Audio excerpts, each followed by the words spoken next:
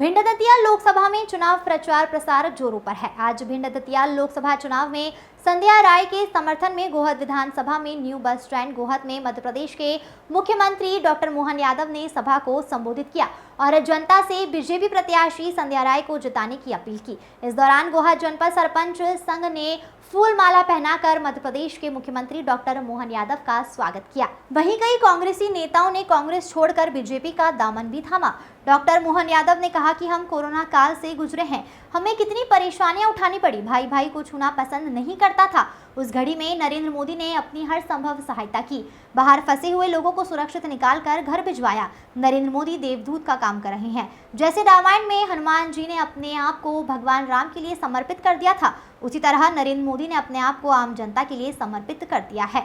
उनका अपने लिए खुद का कुछ नहीं है। यह कांग्रेस वाले उन पर आरोप प्रत्यारोप करते हैं। कांग्रेस के लोगों से यह पूछो कि राम ने जन्म कहाँ लिया था, तो बोलते हैं नहीं पता, और वोट मांगने हम और आपके बीच में आ जाते हैं। जिनको राम का पता नहीं हो, खुद का क्या पता होगा। कांग्रेस की लुटिया 4 जून को डूबने वाली है। भिंड से अवधेश भदौरिया की रिपोर्ट। 115 रह गए, कितने रह गए? पूरे देश में 115 जीते 2014 में, और दोबारा फिर माहौल बना और वही रास्ते पे कांग्रेस गई, वही झूठ बोलती रही। और नरेंद्र मोदी जी ने जैसे पाकिस्तान का हिसाब चुकता करा तो दूसरी बार 115 रह गए। और मान के चलो अब की बार तो आप सबके जीवन में कोविड का खराब समय आया कि नहीं आया था? कोरोना हुआ कि नहीं हुआ था? कोरोना में लोग घर से नहीं निकल रहे थे, भाई को भाई हाथ लगाने को तैयार नहीं। पूरे देश में हाहाकार मची, रेल बंद, बस बंद, सड़क जाम, लोग घर के अंदर बैठे, ऐसी बीमारी कि डॉक्टर के पास भी इलाज नहीं था। लेकिन मुझे इस बात की खुशी है, नरेंद्र मोदी ने कहा कोई बात नहीं, आप घर में रहिए। लोगों ने कहा खाएंगे किसको टीके लगे, हाथ खड़े कर बताओ जिनको टीके लगे। आप बताना भैया सबको टीके लगे कि नहीं लगे। कोई से 2 रुपए भी लिए क्या? किसी से 2 रुपए लिए क्या? आप याद करो 17 लाख साल पहले भगवान राम का काल, जब लखनलाल को मूर्छा हो गई तीर लगने से युद्ध में, तो संजीवनी बूटी लेने के लिए हनुमान जी पूरा पर्वत लाए कि नहीं लाए? पूरा हनुमान जी महाराज की। उस काल में भी हनुमान जी ने बचाया था। इस काल में हनुमान भक्त नरेंद्र मोदी, जिसका खुद का कोई घर नहीं है, कोई बाहर नहीं है, कोई संसार नहीं है, घर का कोई मकान नहीं है, लेकिन जीवन जी रहे 142 करोड़ को घर समझ करके। ये परिवार उनका है नरेंद्र मोदी का, हमें इस बात का गर्व है। और ये नालायक लोग नरेंद्र मोदी के लिए कहते हैं, ये कहाँ है, ये किसके लिए कर रहे हैं? इनकी घरवाली तो कोई है ही नहीं, इनके मंगलसूत्र नहीं है। अरे बाबा भूल गए, हनुमान जी ने लंका जलाई, समुद्र लांघा, तो अपनी माता सीता के लिए, उनने राम जी की जोड़ी देखने के लिए।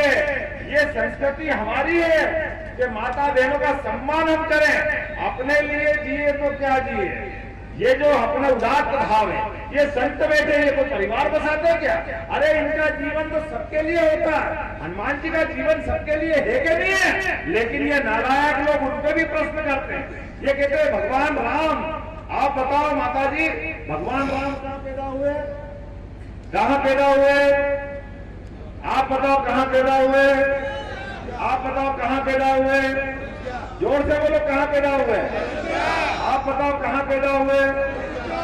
आप बताओ कहाँ पैदा हुए? आप बताओ, आपको मालूम अयोध्या में पैदा हुए? आपको मालूम नहीं है, सिखाया तो नहीं आपको? आपको भी मालूम है अयोध्या में, आप ही ने बोला है ना? माता आपने ही बोला। अरे इस देश के बच्चे को मालूम, पूरी दुनिया को मालूम। और आपके अगर परिवार में बाकी कोई बड़े बुजुर्ग होंगे या छोटे बच्चों को भी पूछोगे राम पैदा कहाँ हुए, तो कह देगा कि अयोध्या में पैदा हुआ। नहीं मालूम तो एक ही पार्टी वाले, इनके साथ वाले कांग्रेस वाले, वो कह रहे राम कहाँ पैदा हुआ, हमको नहीं मालूम। अब बताओ, ये राम को नहीं पहचाने और वोट मांगने हमारे बीच में आए, कोई वोट देगा क्या इनको? बताओ, भगवान राम के मंदिर बनाने में आजादी के बाद 70 साल तक अड़ंगे लगाए, शपथ पत्र दिया इनने। कहाँ राम पैदा हुए, किसने देखा? हम तो नहीं। और माननीय मुख्यमंत्री जी के नेतृत्व में हुआ है। मैं आप सबसे इस अवसर पर यही कहूंगी कि जिस तरह आप सबने 2019 में इस बहन को आशीर्वाद दिया था और आपके आशीर्वाद के कारण इन 5 वर्षों में कई विभिन्न कार्य हुए लोकसभा की दृष्टि से भी और देश में भी अगर काम हुए तो धारा 370 समाप्त हुई आपके एक वोट से। प्रभु श्री राम जी का भव्य मंदिर बना आपके एक वोट से बना। आज प्रभु श्री राम जी भव्य मंदिर में विराजमान है। और जो आज आप 7 मई को जो वोट डालने वाले हैं, ये वोट भी बड़ा कीमती है। ये जो पंचवर्षीय योजना माननीय प्रधानमंत्री जी को आप सब तीसरी बार प्रधानमंत्री जी के रूप में अवसर देने वाले हैं।